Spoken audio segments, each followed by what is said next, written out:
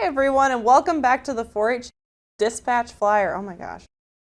I'm Andrea Rippley-Schlais. I'm the 4-H program educator for Trempealeau and Jackson County. I know it's been a little bit since I did the last one of these. Honestly, I got a little busy. There's a lot of things going on in the program lately and I just didn't quite have enough time to do this. So without further ado, probably the biggest reason I've been a little bit busy is actually in January 11th, I had my first child.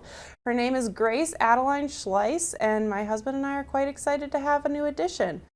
She's been keeping us up at night. Not gonna lie, the other night I only got 4 hours of sleep, but you know what? That's okay. So that's probably will be one reason I might be doing things a little bit differently and really managing my time, because I need to make sure that I'm there for my daughter. So as we move forward, just be a little bit patient with my time and my ability to come and help you guys out with club meetings and whatever I need to be doing to help you. Moving on from that, VIP training. So I know in the past I'd always set dates for it specifically, and the past couple VIPs I've held, I really haven't had anyone sign up for them. So I'm going to start moving forward and not setting initial dates. I know there's quite a few people who need to be trained, and some people don't know that this is a requirement yet that they want to do. So reach out to me. I want to make sure that I can work with your schedule as opposed to my schedule. So if you let me know times that work best for you, I can make those happen. And I'd rather make sure that it's a time that works for you, because that's really what I think was the issue before. I'd like to have these scheduled a month in advance, so I don't want you to be calling me or messaging me like a week before and say, Andrea, I really need to do this program. I need to be VIP trained. Can you do this for me tomorrow? I won't be able to accommodate you in that regard. So give me a little bit of time. I try not to do these during the summer because it's so busy. I try to focus on them from September until May. But if it's something that I need, we can find time for, I will make that exception. So just contact me and let me know that that's something you need to do. VIP is required for anyone who wants to be a volunteer. So if you want to be certified, you need to take VIP, and that's the only way that it can be received or taught is I have to do that. There's quite a few online programs for like Mandated Reporter, Building Safe Spaces, Title IX training. Those are all in 4-H online. Make sure you do those, and then we can get VIP done, and it only takes about an hour. Next, YQCA. So I had a request from some Trempealeau County parents asking me to do YQCA. Sorry, it took a little bit, but now that I'm back from maternity leave, I picked a date for May 6th. I'm only going to be doing one. That you're going to have to register online through YQCA. The link should be in the newsletter. If not, just type in YQCA and you'll be able to log in through there. On the website. This one will be at the Whitehall Elementary School Commons. I already have about 10 people signed up, which is great. I think I have it set for a limit of 50, but I will take as many people that need to do it. This way you don't have to do the online version. That is going to be about an hour, so probably about 9 to 10. This is an educational requirement for either the state fair in order to show there or the Trempealeau County Fair. I know Jackson County has stepped away from using YQCA, so you guys really don't need to attend unless you really want to. That's okay. I went through the materials already. There's quite a bit of cool things in there. Next we have camp. I know camp has kind of been something that we haven't done as much lately, especially since COVID, but we are going to be doing an overnight camp again this year. It's Camp Kinnesipwa. I know Trempealeau County knows what that is, but Jackson County might not be as familiar. This will be at the YMCA Camp Pepin over on Lake Pepin up in Pepin County. I said Pepin multiple times, so I hope you know where it is. This will be June 14th through the 15th. You can register on 4-H online, and the cost will be about $150 per person. There are scholarships available through the Leaders Association in both counties, so please apply for them if you're in need. We want to make sure you're able to attend. I know it's only one night event, and it is a little bit pricey, but we're using a different facility, and this facility has a lot of really great amenities. They have water sports, so paddle boarding, kayaks, canoes, along with just swimming in general. They also have a high ropes course and a zip line. And I think the food and everything there, it's going to be a really great experience. And if your kid is interested, it's only one night, so it's not going to be as much of a burden on them to be away from you for as long. So I would love to take them to camp. Camp is one of my favorite things. Next, we have Summer Academy, and I'm sure some of our older members and volunteers are like, well, what on earth is Summer Academy? I've never heard of this before. It was formerly known as Youth Conference, so they changed the name a little bit, and they made it, essentially it's a rebirth of what Youth Conference was. It's got the same great things. You will still be staying at UW-Madison. You will still be able to stay in the dorms. A lot of the same ideas behind it are there.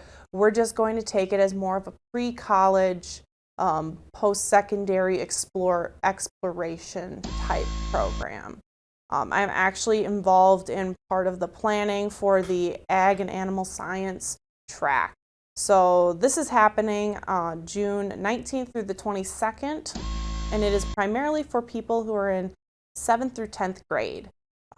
It's honestly a really great experience for youth at this age level. You get to stay on UW-Madison's campus, you get to eat in their dining hall, you get to essentially experience what it would be like to be a Madison student. So beyond that, what I was talking about with the tracks, there is an art and communication, leadership and civic engagement, agriculture and animal science, STEM, so science, engineering, technology, and math, human services, construction, and then hospitality management and culinary science. So what we're doing with this year is we're taking these areas that some kids might want to study, and we're kind of going to give you like a 3-day event that is just solely based on these. So the only one I can really speak to is the Ag and Animal Science one. That one, you're going to get to tour Babcock Hall. You'll get to go out to Arlington Research Station, which is just north of Madison. That's where they do a lot of crops and animal science research. You'll get to tour some of the ag facilities on campus. You'll get to see where they make ice cream at Babcock and probably get some ice cream. There's going to be a panel of people who are currently in different types of ag careers, like sales reps and horse massage therapists, a lot of different things. Those are the only two that I can think of right now. But you'll get to really experience like a lot of different things in ag, not just one field. We're not just going to talk about if you wanted to be a seed sales representative. You'll also get to learn a little bit about precision ag, about what the university has to offer. And this isn't just about University of Wisconsin-Madison. This is stuff that you guys can take elsewhere. So make sure that you enroll. I believe enrollment is open currently, so go on 4-H Online like everything else and enroll there. I don't on my notes have what the cost is, but like everything else, there are scholarships available through the Parents and Leaders, so be sure to apply for those. Next, kind of moving into something that helps fund our scholarships for Parents and Leaders, both counties have a food stand manager position available. It's a little bit of a big ask sometimes. As we all know, the fair is pretty busy. So what this person would be doing is they would essentially be managing the whole conglomerate of the food stand, just for one county, but we do have 2 positions, so don't get that mixed up. They would be helping to coordinate the menus, but also secure supplies for the food stand, open it and close it, and then be there during the fair to make sure that people are following the rules. One of the big stipulations is this person has to be food safe certified, so they have to go through the certification process. So that's a little bit of an ask. We're hoping that someone who might have been might work at a lunch program during the school year and then needs something to do for the week. I'm not going to say what the pay is because both counties have it a little bit differently, and I'd rather you can contact me and see if you're interested, and we'll talk a little bit more about it. But it's got a lot going on, but it's a lot of fun too. And then of course another newsletter articles. I had someone recently ask me if there's a limit on how many words there needs to be or pictures. I really don't have a limit. I will post whatever you need to post, but on that note, I'm not going to type it up. mainly because I might not have been there for whatever program it was, and I don't want to misrepresent it in any way. So if you guys have something that you really would like to see in the newsletter and it's a really awesome program you did, or your club is doing great things, send it to me. Send me the pictures and a little write-up about it, and I will post it. No questions asked. I would love to see more of what your clubs are doing. I know you guys are doing some great things. And then last but not least, I have a program coming up in Trempealeau County. It's going to be a livestock show clinic. I had a family reach out to me and kind of say, you know, we kind of want to learn a little bit more about how to show our animals, and I think that that's a great idea. So it's going to be May 13th from 9 until noon.